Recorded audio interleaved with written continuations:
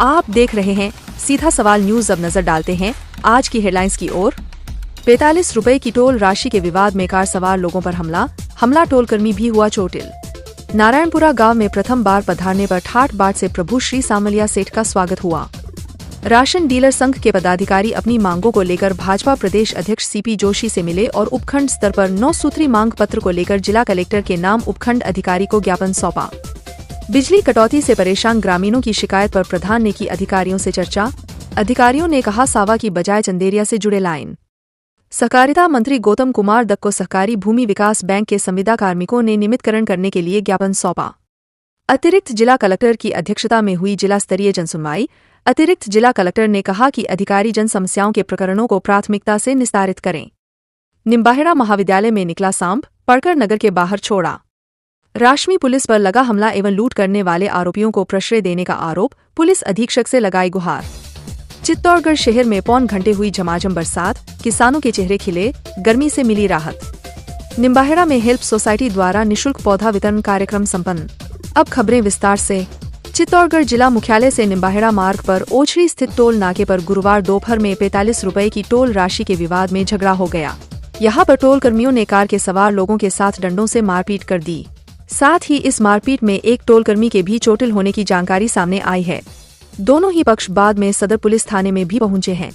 फिलहाल टोल कर्मी की ओर से रिपोर्ट दी गई है और इसे मेडिकल के लिए जिला चिकित्सालय भेजा गया है।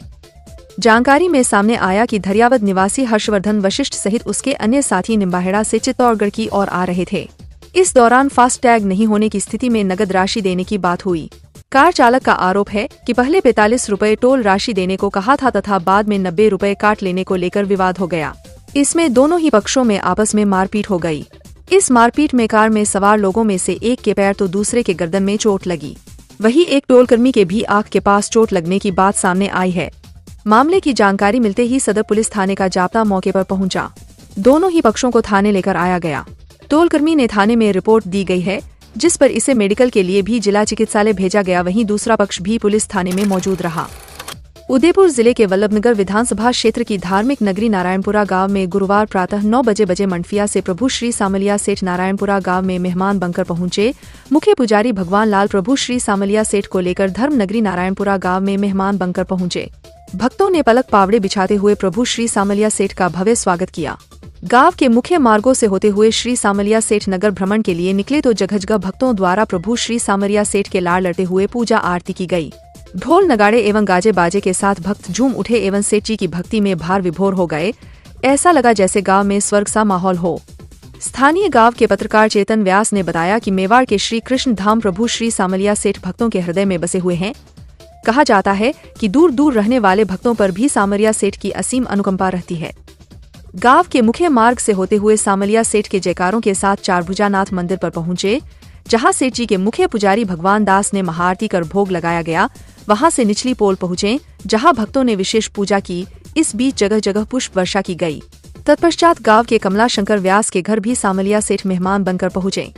हालांकि इस बीच में आपको बता दें कि जब भी प्रभु श्री सामलिया सेठ मंडफिया का भंडार खोला जाता है तो विदेशी मुद्रा के साथ साथ सोना चांदी के आभूषण भी निकलते हैं। चित्तौड़गढ़ जिले में लोगों को सरकार की योजनाओं के अनुरूप राशन उपलब्ध करवाने वाले राशन डीलरों द्वारा अपनी लंबित मांगों को लेकर लगातार प्रशासन और सरकार को अवगत कराने कार्रवाई की जा रही है। इसी क्रम में चित्तौड़गढ़ के जिला राशन डीलर संगठन के पदाधिकारियों ने प्रदेश अध्यक्ष सीपी जोशी से भेंट कर अपने मांग पत्र से अवगत कराया। वही कपासन और बेंगू क्षेत्र में कार्यरत राशन डीलरों ने उपखंड अधिकारी राजीव बड़गुजर और नरेश मनस्वी को जिला कलेक्टर के नाम ज्ञापन सौंपकर अपनी लंबित मांगों के निस्तारण की मांग की है। उल्लेखनीय है कि लंबे समय से राशन डीलर एक नियत मानदेय तय करने की मांग कर रहे हैं।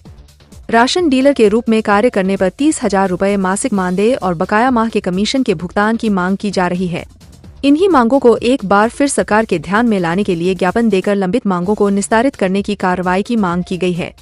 9 सूत्रीय मांगों के संबंध में ज्ञापन में बताया गया कि राशन विक्रेता को प्रतिमाह 30,000 रुपए मानदेय निश्चित किया जावे। गेहूं पर 2% छीजत दी जावे, क्योंकि जो गेहूं आता है उसमें FCI से काफी कम तौल बैठती है। गत 5-6 माह से राशन विक्रेता का केंद्र सरकार व राज्य सरकार द्वारा दिया गया कमीशन प्राप्त नहीं हुआ है। इस कारण राशन विक्रेता का परिवार भूख से मरने की स्थिति में आ गया है।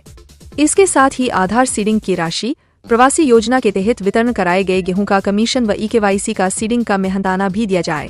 ई मित्र संचालक आधार कार्ड अपडेट के 150 रुपए चार्ज कर रहे हैं, जबकि विक्रेता को EKYC सीडिंग के लिए सरकार द्वारा कुछ भी चार्ज नहीं दिया गया। यह मानवीय मूल्यों के विरुद्ध है। बताया गया कि राशन विक्रेता की स्थिति काफी दयनीय हो गई है। विद्यालयों में प्रवेश प्रारंभ हो गए हैं। विक्रेता अपने बच्चों की फीस, किताबें, ड्रेस आदि तक उपलब्ध नहीं करा पा रहा है। ऐसी स्थिति में उसके बच्चे शिक्षा प्राप्त करने से वंचित हो रहे हैं। परिवार के पालन पोषण करने में भी आर्थिक स्थिति का सामना करना पड़ रहा है। इसलिए राज्य सरकार से बकाया कमीशन 31 जुलाई तक दिलाने की व्यवस्था करें, अन्यथा राशन विक्रेता को विवश होकर 1 अगस्त से वितरण व्यवस्था को विराम देना होगा। जिले के भूपाल सागर क्षेत्र में बीते 5 दिनों से हो रही अघोषित बिजली कटौती की शिकायतों के बाद प्रधान हेमेंद्र सिंह राणावत ने अधिकारियों और विधायक से चर्चा कर समस्या का समाधान निकालने की मांग की है। जानकारी के अनुसार दिन भर खेत में काम करने के बाद जब लोग घरों में पहुंचते हैं तो उन्हें विद्युत आपूर्ति बंद मिलती है।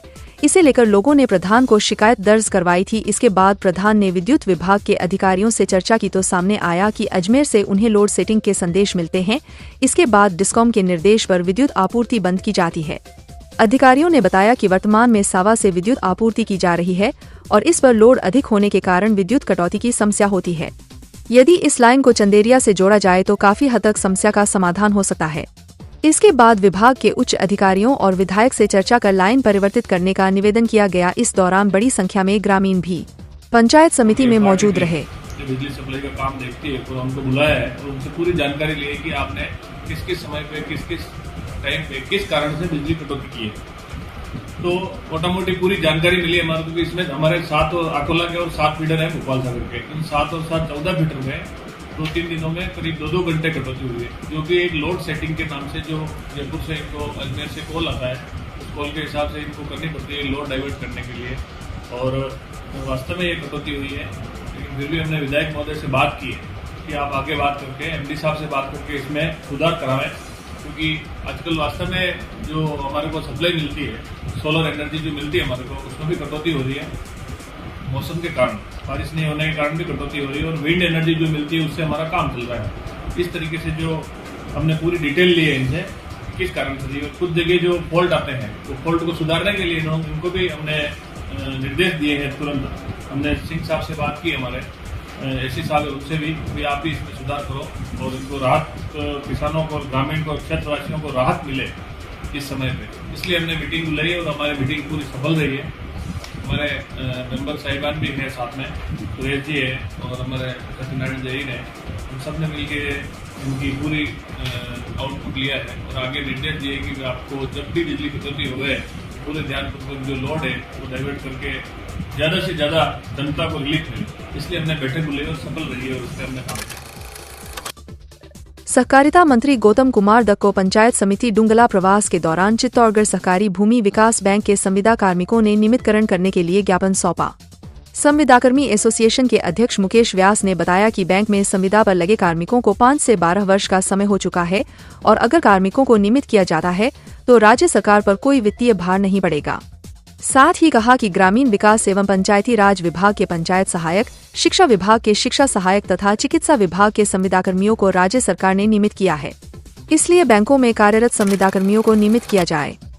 आमजन की जन समस्याओं के त्वरित निराकरण के लिए त्रिस्तरीय जनसुनवाई कार्यक्रम के तहत गुरुवार को DOIT के VC कक्ष में अतिरिक्त जिला कलेक्टर राकेश कुमार की अध्यक्षता में जिला स्तरीय जनसुनवाई की गई। आमजन की समस्याओं का समाधान करने के लिए आयोजित जनसुनवाई के तहत सभी जिला स्तरीय अधिकारी VC कक्ष में उपस्थित रहे। वहीं उपखंड स्तरीय अधिकारी वीडियो कॉन्फ्रेंसिंग के माध्यम से जुड़े। अतिरिक्त जिला कलेक्टर ने एक एक कर परिवादियों की समस्याओं को धैर्यपूर्वक सुना और संबंधित विभागों के अधिकारियों को आवश्यक निर्देश दिए। जनसुनवाई में जिले के विभिन्न स्थानों से परिवादी अपने अभाव अभियोग लेकर उपस्थित हुए। जनसुनवाई में अतिक्रमण, सड़क निर्माण, पानी, बिजली, सामाजिक न्याय की योजनाओं, भू स्वामित्व, साफ सफाई कार्यों की गुणवत्ता सहित सरकारी विभागों से संबंधित प्रकरणों में आमजन की विभिन्न समस्याओं का निस्तारण करते हुए ADM ने अधिकारियों को नियमानुसार कार्रवाई करने सहित आवश्यक दिशा निर्देश प्रदान किए। उन्होंने जनसुनवाई की सूचना संपर्क पोर्टल पर अपडेट करने के निर्देश भी दिए। निम्बाहेड़ा नगर के महाविद्यालय में स्टाफ रूम में सांप होने की सूचना फॉरेस्ट विभाग के कार्मिकों को दी गई, परंतु वे सांप नहीं पकड़ पाए। इस पर महाविद्यालय द्वारा नगर के स्नेक कैचर सुनील को बुलाया गया। सुनील ने कुछ ही समय में सांप को पकड़ लिया और बाद में नगर के बाहर जाकर छोड़ दिया। चित्तौड़गढ़ जिले के राशमी में थाना क्षेत्र में आने वाले पावली गांव में हुए विवाद के मामले में एक वृद्ध महिला और उसके परिजनों ने चित्तौड़गढ़ पुलिस अधीक्षक कर लिया और बाद में नगर के बाहर जाकर छोड़ दिया। चित्तौड़गढ़ जिले के राशमी में थाना क्षेत्र में आने वाले पावली गांव में हुए विवाद के मामले में एक वृद्ध महिला और उसके परिजनों ने चित्तौड़गढ़ पुलिस अधीक्षक को ज्ञापन सौंपा है। इस ज्ञापन में राशमी पुलिस पर ही आरोपियों को प्रश्रय देने का आरोप लगाते हुए कार्रवाई की मांग की है। जानकारी में सामने आया कि पावली निवासी वृद्धा सीता देवी पत्नी दीपलाल जाट ने एक ज्ञापन सौंपा है। इसमें बताया कि गत 5 मई को प्रार्थी के पति दीपलाल की मृत्यु कोरोना से हो गई। इसके बाद उनके नाम की करीब 20 बीघा कृषि भूमि, अफीम का पट्टा तथा 3 नोहरे सीताबाई के हो गए थे। इसमें देवर भैरूलाल व देवरानी इंदिराबाई व उनके पुत्र नरेश, सुनील आदि ने उसे परेशान करना शुरू कर दिया। मारपीट कर आरोपित उसकी संपत्ति पर कब्जा कर रहे हैं तथा इस मामले में राशमी थाना पुलिस को समय समय पर शिकायत भी दी गई थी, लेकिन राशमी थाना पुलिस भी मिली भगत करके सीताबाई को डरा धमका रही है। आरोपित पुलिस की मिली भगत से प्रार्थिया की जमीन पर कब्जा कर रहे हैं। गत 15 जुलाई को प्रार्थिया अपनी फसल की बुवाई करने गई तो इस दौरान आरोपियों ने उसके साथ गाली गलौज कर मारपीट की। इसकी रिपोर्ट 16 जुलाई को राशमी थाने में डिंडोली निवासी भाई मुकेश जाट के साथ देने आई, लेकिन पुलिस ने कोई कार्यवाही नहीं की। बाद में पुलिस अधीक्षक कार्यालय शिकायत देने आए थे। सीताबाई को छोड़कर उसका भाई मुकेश गांव डिंडोली की तरफ जा रहा था। रास्ते में मुकेश के परिचित कैलाश जाट की कार का टायर पंचर हो गया था। इस पर प्रार्थी का भाई मुकेश भी अपनी कार से नीचे उतर गया। इस दौरान आरोपियों ने दोनों की कार में तोड़फोड़ कर दी, इनसे मारपीट कर नकदी लूट ली। इस मामले में भी राशमी थाना पुलिस पर कार्रवाई नहीं करने का आरोप लगाकर ज्ञापन सौंपा गया। मुकेश कुमार। क्या घटना हुई है? मैं सर दीदी को उसके घर पर छोड़कर जा रहा था, तो आगे गया तो मेरे दोस्त की गाड़ी पंचर थी। स्टेपनी चेंज करने के बजाय मैं वहाँ रुका, तो फिर वो पीछे से आए, हमला किया। मेरी गाड़ी भी तोड़फोड़ कर दी, बोलेरो गाड़ी दीदी के नाम पर वो, और मेरे दोस्त के गाड़ी की भी तोड़फोड़, और सब लोगों को भारी हमला करके तोड़फोड़। कुल्हाड़ी थी, हथियार, वो कूट थे, लाठियाँ थी। किस बात का विवाद है? ये मेरा कोई लड़ाई भी नहीं थी उनसे पहले। वो दीदी के पास गया था, मुझे वहाँ गोद रखा है, तो वो वहाँ मुझे भी नहीं जाने देते दीदी के पास में। जमीन हड़पने की भी बात आई है क्या? मुझे मारने की कोशिश करते हैं कि भाई ये रह कहते जमीन खा लेगा, इसके नाम हो जाएगी, गोद रखा इसको, तो इसको भी खत्म कर दो। जानलेवा हमला किया हमारे ऊपर। पुलिस थाने में रिपोर्ट दी? क्या बोला? पुलिस थाने में रिपोर्ट दी, अभी तक कोई कार्रवाई नहीं हमारी। कहाँ रहते हो? पावड़ी। क्या है मामला? देवर दोरियानी देवर का भी सोरा ये मैंने दुख देरिया काकड़ बने का पता हमारी बेटा जमीन से हड़प ली थी और मारपीट करे काकड़ में जाऊँ न भगा बसाए। कितनी जमीन हड़प ली थी? 20 बीघा। अब आज आए हो, क्या करने आए यहाँ पे? अटे साहब ने कही क्यों साहब? ये नहीं ये बात है कि भाई मारा मैंने अतर दुख देरिया मारा भाई बचेगा मलबा हो तो वहाँ के आगे आटा फरे हमारी गाड़ी और गाड़ी फंसी। चित्तौड़गढ़ जिला मुख्यालय और आसपास के ग्रामीण क्षेत्रों में गुरुवार को लगातार दूसरे दिन आसमान से राहत बरसी है। यहाँ शहर व आसपास के क्षेत्र में गुरुवार अपराह्न में करीब पौन घंटे तेज बरसात हुई है। पौन घंटे की बरसात में शहर के कई क्षेत्रों में पानी भर गया। वहीं लोगों ने एक तरफ जहां गर्मी से राहत की सांस ली है, तो वहीं दूसरी तरफ किसानों के भी चेहरे खिल उठे हैं। लगातार 2 दिन से हो रही बरसात के बावजूद भी चित्तौड़गढ़ जिला अन्य क्षेत्रों के मुकाबले बरसात के मामले में पिछड़ा हुआ है और अब तक केवल 20% बरसात ही होने की जानकारी मिल रही है। जानकारी में सामने आया कि चित्तौड़गढ़ जिला मुख्यालय व आसपास के क्षेत्र में बुधवार को करीब आधे घंटे बरसात हुई थी। वहीं दूसरे दिन गुरुवार अपराह्न में भी करीब पौन घंटे तेज बरसात हुई है। सुबह से ही तेज गर्मी और उमस का आलम बना हुआ था। वहीं अपराह्न 3 बजे बाद झमाझम बरसात शुरू हो गई। चित्तौड़गढ़ शहर सहित निकटवर्ती गांव ओछड़ी, सैगवा, लालजी का खेड़ा में बरसात की सूचना है। बरसात के चलते चित्तौड़गढ़ शहर में रेलवे स्टेशन मार्ग, उदयपुर मार्ग पर प्रतापनगर, रेलवे अंडरब्रिज, कलेक्ट्रेट परिसर आदि स्थानों पर पानी भर गया। वहीं इस बरसात के कारण फसलों को राहत मिलेगी। गत वर्ष मानसून में भी कम बरसात हुई थी, वहीं इस बार भी पहले और दूसरे दौर में बरसात कम ही हुई है। ऐसे में लोगों के चेहरे पर चिंता की लकीरें देखी जा रही थी। आगामी दिन में चित्तौड़गढ़ जिले में अच्छे बरसात की उम्मीद है। निम्बाहेड़ा नगर में आदर्श कॉलोनी स्थित विवेकानंद सर्कल पर बुधवार को हेल्प सोसाइटी द्वारा हरित निम्बाहेड़ा अभियान के तहत निःशुल्क पौधा वितरण कार्यक्रम आयोजित किया गया। कार्यक्रम के मुख्य अतिथि एसडीएम विकास पंचोली द्वारा शहरवासियों को निःशुल्क पौधे वितरित किए गए। इससे पूर्व सोसाइटी अध्यक्ष एकता सोनी ने पंचोली का मेवाड़ी परंपरानुसार पाग पहनाकर उपरना ओराकर स्वागत अभिनंदन किया। पंचोली ने अपने उद्बोधन में कहा कि हेल्प सोसाइटी द्वारा पर्यावरण संरक्षण को बढ़ावा देने हेतु आमजन को जागरूक कर यह कार्य किया है, जो अन्य संस्थाओं के लिए प्रेरणादायी है। सोसाइटी द्वारा किए जा रहे सामाजिक सरोकारों से जुड़े कार्यों की सराहना करते हुए पंचोली ने आगे भी ऐसे ही सामाजिक कार्यों में अपनी सहभागिता निभाने की शुभकामनाएं प्रेषित की। अतिथियों ने नगरवासियों को 800 से अधिक पौधे वितरित कर उनके सार संभाल की शपथ दिलाई गई।